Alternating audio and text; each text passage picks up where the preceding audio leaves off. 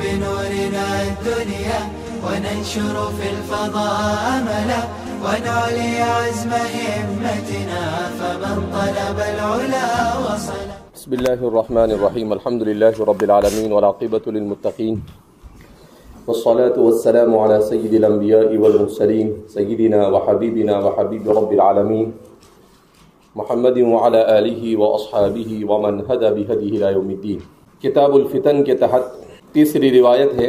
وبه قال حدثنا يحيى بن بكير قال حدثنا يعقوب بن عبد الرحمن عن أبي حازم قال سمعت سهل بن سعد رضي الله عنه وعنهم أجمعين يقول سمعت النبي صلى الله عليه وسلم يقول أنا فرطكم على الحوض من ورده شرب منه ومن شرب منه لم يظمأ أبدا لا يريدن علي أقوام أعرفهم ويعرفونني ثم يحال بيني وبينهم.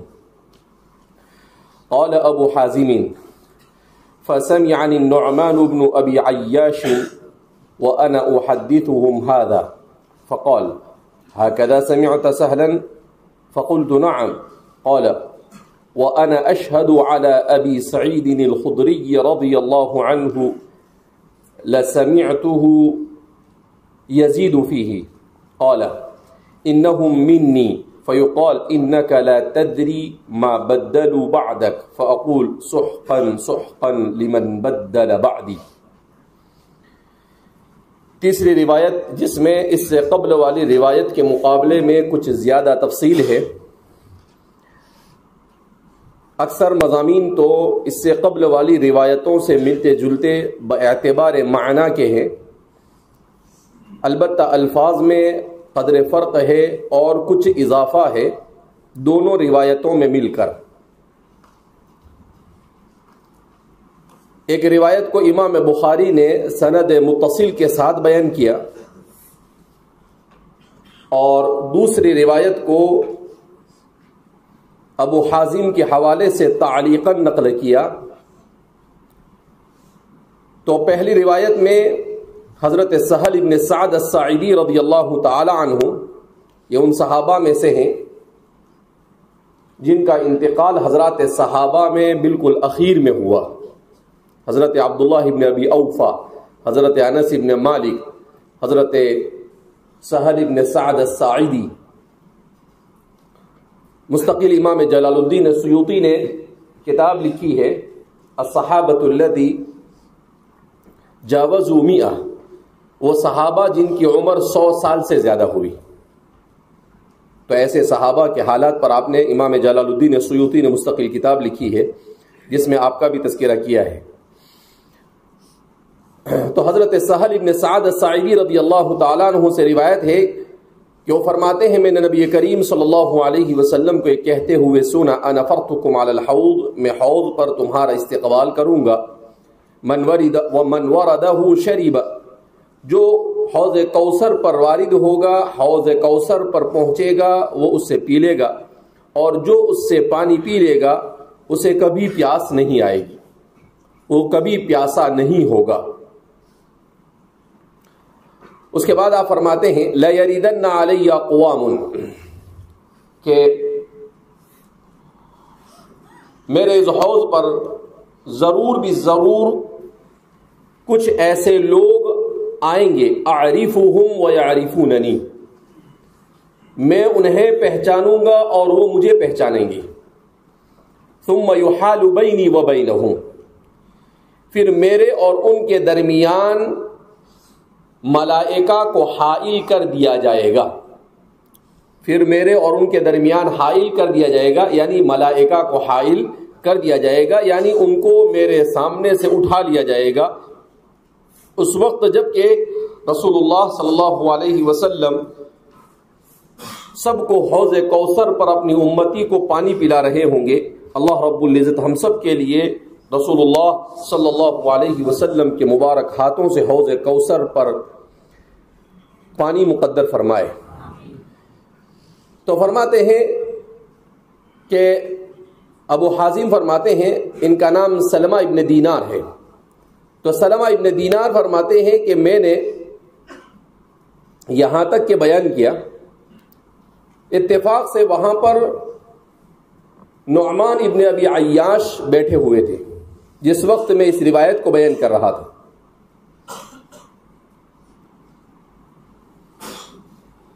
تو جب انہوں نے سنا تو انہوں نے کہا وَأَنَا أُحَدِّثُهُمْ هَذَا، کہ میں بھی اس روایت کو بیان کرتا ہوں.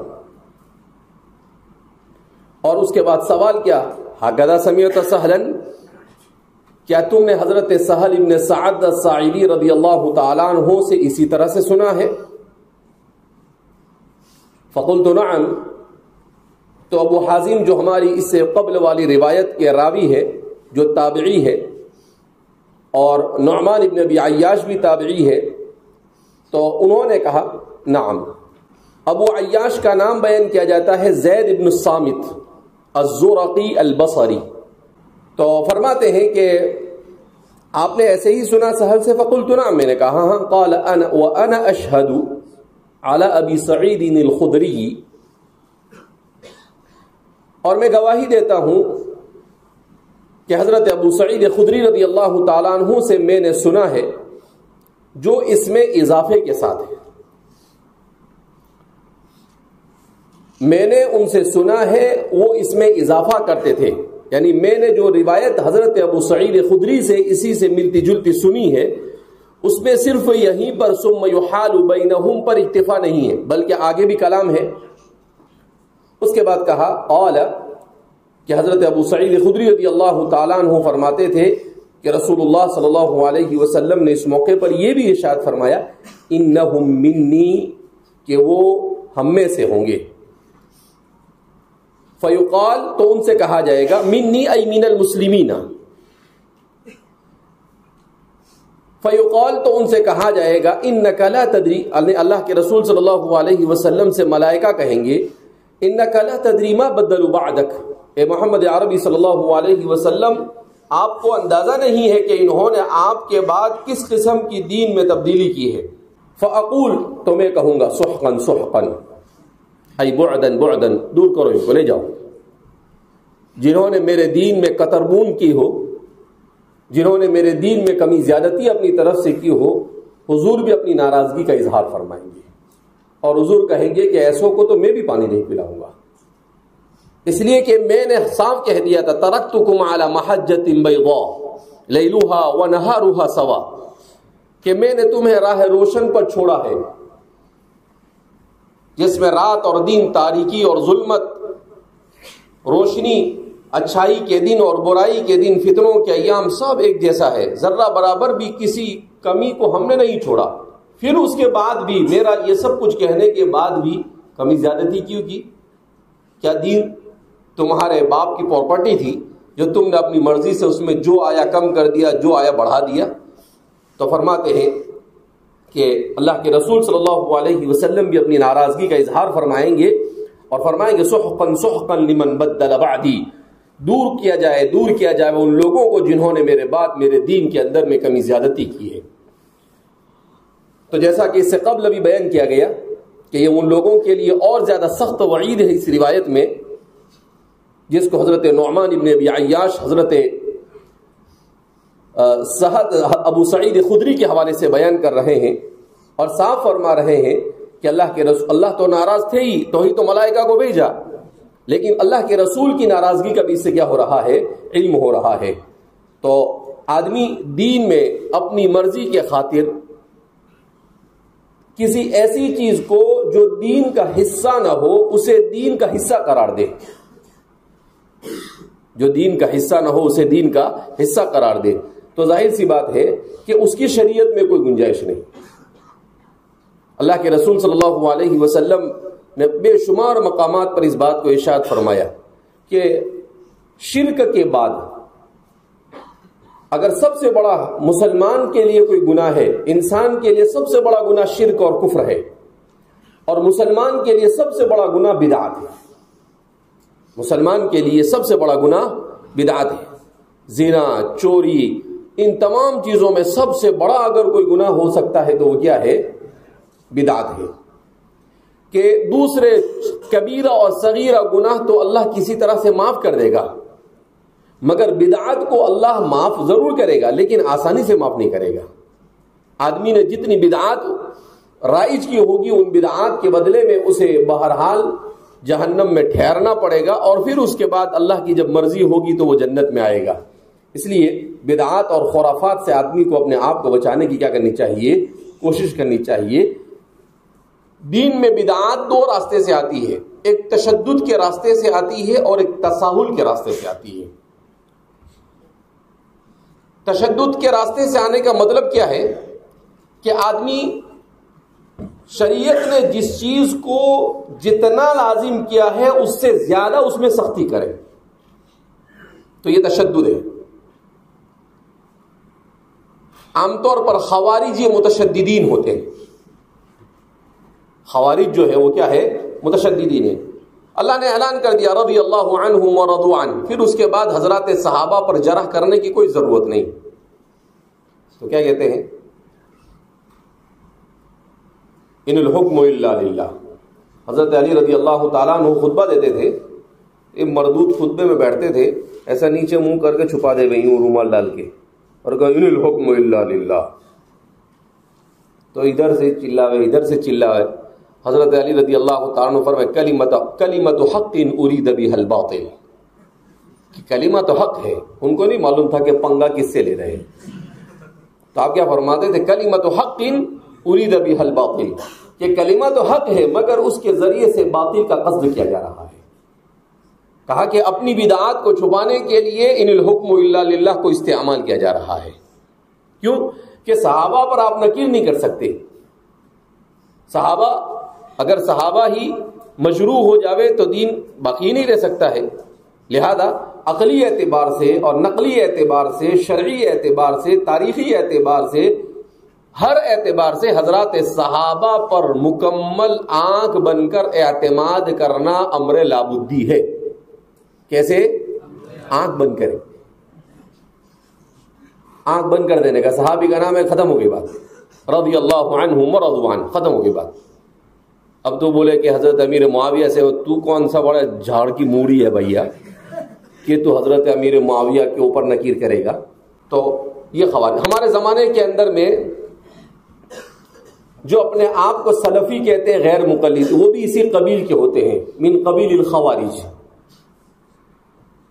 گزشتہ یہ ابھی پرسوں کل یعنی یہ آج کی رات گئی، اس سے پہلے والی رات فون آیا کہ بھائی یہاں پر کوئی مہمان آئے، مکہ کے مہمان۔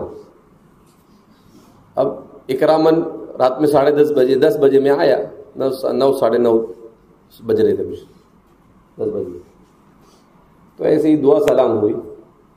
اس کے بعد وہ بھائی نے شروع پڑ گیا آل سعود کی تعریف کرنا، تو 5-10 منٹ سنا میں نے، پھر میرا پتا گیا، میں نے جو کلاس لی اس کی جو کلاس لیا اچھے سے کلاس لی۔ بولے نہیں آل سعود دیکھو کیسے کیسے بیوقوف بناتے لوگوں کو۔ بولے آل سعود نے توحید کو زندہ رکھا، اور توحید یہ انبیاء کی دعوت ہے، لہذا اس بنا پر ان کی ساری چیزوں کو بھول جانے کا صرف اس کو سامنے رکھتے ہیں۔ میں نے کہا ہاں برابر، یہ اچھا ہے۔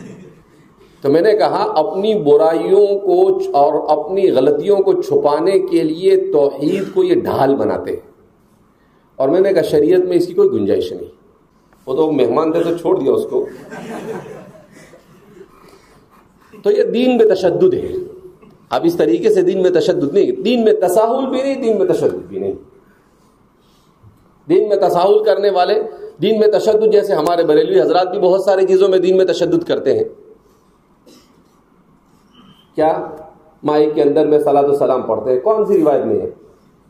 کوئی ایک روایت لا کر بتا دے، کہیں پر نہیں۔ نماز کے بعد کھڑے ہو کے کونے میں دیکھ کے حضور بولے حاضر ناظر ہے، اللہ کے علاوہ کوئی حاضر ناظر نہیں ہو سکتا ہے، اور وہ کونے میں بیٹھ گئے صلاۃ و سلام علیک یا حبیب اللہ، پہلے مخرجی ادا کر لیں۔ صاد اور سین میں تمیز تو ہوتی نہیں، اور یہ نہیں معلوم کہ صاد اور سین میں تمیز نہیں ہو تو معنی آسمان کا زمین اور زمین کا آسمان بن جاتا ہے، کیا ہو جاتا ہے۔ حبیب بھی صحیح نہیں پڑھتا، حبیب کو کیا پڑھتا ہے؟ تو پہلے مخرج صحیح کر لے، بعد میں سلام پڑھ.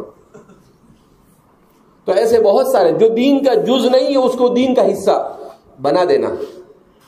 اب بہت سارے لوگ اعتراض کرتے کہ ذکر بالجہر ہوتا ہے بھی تو بدعت ہے. تو بدعت کی تعریف سمجھنی چاہیے، اور پھر اس کے بعد ہمارے علماء نے اس کو سنت نہیں کہا ہے، اس کو واجب اور لازم نہیں کہا ہے. ہمارے علماء نے کہا کہ بھئی ہم جس دور سے گزر رہے ہیں اس دور میں لوگ ذکر اللہ سے غفلت کا شکار ہے، لہذا اس بنا پر جیسے ہر بیماری کا اپنے زمانے کے اعتبار سے کوئی نہ کوئی علاج ہوتا ہے، ایسے ہی ذکر اللہ کے عادی بننے کا یہ ایک علاج ہے.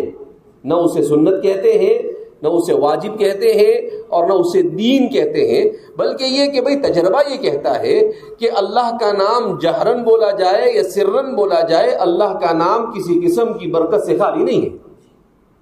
ختم ہو گیا. ہم نے اس کو دین نہیں کہا، ہم نے اس کو دین کا حصہ نہیں کہا. ہمارے علماء نے کہا کہ بھئی یہ سمجھ میں آتا ہے کہ اللہ کا نام لیا جائے تو ظاہر سی بات ہے اللہ کے نام کی برکت سے کون انکار کر سکتا ہے. تو اگر 2-4 لوگ جمع ہو کے کر رہے ہیں تو اس کو کون بدعت کب؟ جب ہم اس کو دین کا حصہ کہہ دیتے. ہم یہ کہتے کہ بھئی وہ فرض ہے، وہ واجب ہے، وہ سنت ہے، وہ یہ ہے. نہیں، ہم نے بالکل اس کو دین کا حصہ نہیں قرار دیا. تو اس لیے بدعت کس کو کہتے ہیں اس کو بھی سمجھنے کی ضرورت ہے. جو چیز بدعت ہے اسی کو بدعت کہا جائے گا، جو بدعت نہیں ہے اس کو بدعت نہیں کہیں گے. ورنہ تو یہ بولے گا کہ حضور کے زمانے میں ٹرین نہیں تھی